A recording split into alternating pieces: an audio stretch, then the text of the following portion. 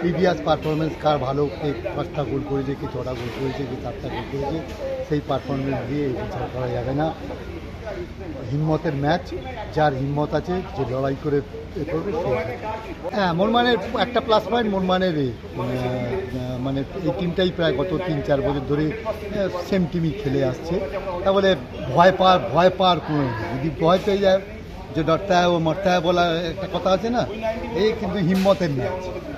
যা আমার হিম্মত আছে, ওরও দুটো পা, আমারও দুটো পা, দেখা যাবে মাঠে খেলা হবে, মাঠে যার হিম্মত আছে সেই ম্যাচ বের করবে।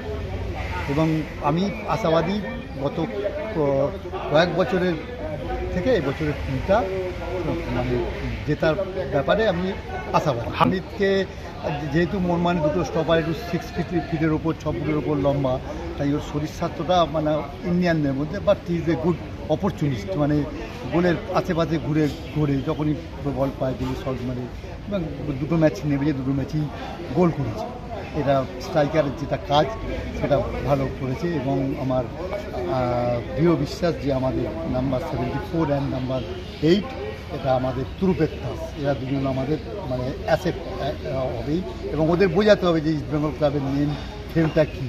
এই যে ইস্টবেঙ্গল মোহনবাগানের সাথে খেলবে, এটা সারা বিদেশ পর্যন্ত গড়িয়ে যায়, তারা সাপোর্ট করে যে ইস্টবেঙ্গল সাপোর্টার, ইস্টবেঙ্গলকে যে মোহনবাগান সাপোর্টার, মোহনবাগান ইস্টবেঙ্গল মেন ফ্রেমটা এই নতুন প্লেয়ার যারা 2-3 বছর ধরে খেলেছে, প্লাস যারা বাঙালি, তারা তাদের বোঝাক যে ম্যাচটার কতটা ওয়েট এই ম্যাচটা। কারণ আমরা গত প্রায় প্রায় 12 বছরের মধ্যে আমরা দুবার মাত্র ম্যাচ জিতেছি, একটা সুপার কাপে, একটা ডুরান্ডে, দুটো মাত্র ম্যাচ জিতেছি। আইএসএলে আমরা এখনো পর্যন্ত হারাতে পারিনি। 10 বার খেলেছি, 9 বার এতে আছি। তা বলে এই না যে আমরা মরে গেছি।